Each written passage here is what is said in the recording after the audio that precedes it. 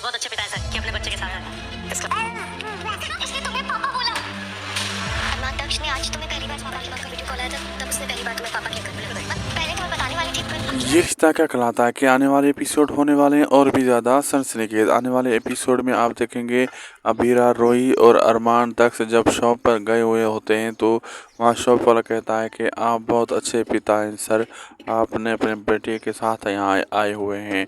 तो अरमान कहता मैं इसका पिता नहीं हूँ। इतनी देर में दक्ष कह देता है अरमान को पापा, और रोही खुश हो जाती है और कहती है अरमान तुमने सुना, इसने तुम्हें पापा बोला। अरमान ये सुनकर हक्का बक्का रह जाता है और अबीरा भी। बाद में घर जब वापस आते हैं तो अबीरा कहती है अरमान को कि पहली मर्तबा तुम्हें दक्ष ने पापा नहीं बोला, एक मर्तबा पहले भी बोल चुका है। जब हम पिकनिक पे गए थे तो बड़ी माँ ने जब कॉल की थी उस वक्त भी तुम्हें दक्ष ने पापा कहा था। अरमान कहता है कि तुमने मुझे बताया क्यों नहीं। रबीरा कहती मैं बताने ही वाली थी पर मुझसे ये याद रह गया।